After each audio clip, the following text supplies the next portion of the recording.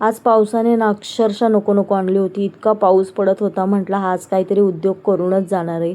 मलाही जायचं होतं दादरला. पाऊस थोडा थांबला आणि मी निघाले, पण पावसाने चांगलं झोडपून काढलं. काम तर काहीच झालं नाही, फक्त दादर फिरून आले. मार्केटमध्ये गेल्याच्या नंतर सगळा मार्केटसुद्धा उठला होता पावसामुळे. त्याच्यामुळे काहीच न घेता रिटर्न घरी आले. फक्त फुल मार्केटमध्ये जाऊन फुलं घेऊन आले आणि मस्तपैकी भिजत भिजत घरी आले. आता घरी आल्याच्या नंतर मच्छीवाला भेटला, तोही दरवाजावर. त्याच्यामुळे मच्छी त्याच्याकडे फ्रेश होती म्हणून मच्छी घेतली आणि अशी गटारी होती. त्याच्यामुळे म्हटलं चला मार्केटमध्ये जर गेले असते तर 500-1000 रुपयाला मला खर्चच झाला असता. मग काय, मुलं म्हटले आई आम्ही मच्छी नाही खाणार, आम्हाला लॉलीपॉप खायचे. आता मार्केटमधून लॉलीपॉप आणायचे म्हटले तर 200 रुपये कुठेही खर्च होणार आणि त्यात तेलही चांगलं नसणार. म्हणून म्हटलं लॉलीपॉपसुद्धा घरीच करावे.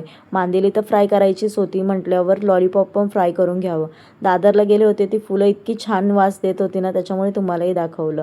तर एका साईडला लॉलीपॉप फ्राय करून घ्यायला तयारी करायला लागले. अंडं फोडून टाका, इतकी छान लॉलीपॉप तयार होतील ना. आणि ह्याच्याबरोबर पुदिन्याची चटणी बनवा, खरंच इतकी अप्रतिम होते. काही लोकांना तर शेजवान चटणी खूप आवडते, पण आम्हाला पुदिन्याची चटणी खूप आवडते. मी तर इतर वेळेस पुदिन्याची चटणी बनवतच असते, पण भजी वगैरे चिकन वगैरे झालं की पुदिन्याची चटणी असतेच असते. शेजवानपेक्षा पुदिन्याची चटणी खरंच खूप छान लागते. तुम्ही एकदा ट्राय करून बघा.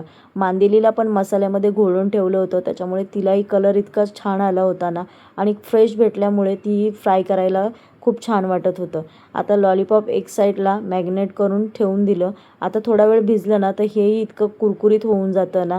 पुदिन्याची चटणी एक साईडला बनवून घेतली. झणझणीत तर आम्हाला खूप आवडतं. गोड जास्त घरामध्ये कोणी खात नाही, त्याच्यामुळे ती पुदिन्याची चटणीसुद्धा तिखट बनवली. माझी मुले तिखट भरपूर खातात, त्याच्यामुळे काही टेन्शन नव्हतं.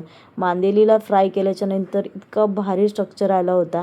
आता एक साईडला लसूण वगैरे सोलून घेतला आणि मसाला कोलंबीचं कालवणसुद्धा करायचं होतं, त्याच्यासाठी मसाला वाटून घेतला. मांदेली तर इतकी भारी वाटत होती ना, बघा मसाल्यामध्ये छान वाटत होती. आता एक साईडला फ्राय करून घेतली. फ्राय केल्याच्यानंतर इतकी भारी वाटत होती ना, आता खायला खरंच. मुलं म्हटले आई आम्हाला मच्छीसुद्धा हवी आणि आम्ही आज भाकर खाणार नाही. म्हटलं तर चला जाऊ द्या, आज गटारीचा लास्ट दिवस होता म्हणून मच्छीही केली आणि चिकनही केलं. आता दोन्ही केल्याच्यानंतर आता भाकर कोण खाणार, पण मिस्टर बोलले नाही मी कोलंबीबरोबर भाकर खाणार आहे. मग त्यांच्यासाठी एक भाकर टाकली आणि आम्ही मच्छी आणि लॉलीपॉपच खाल्ले.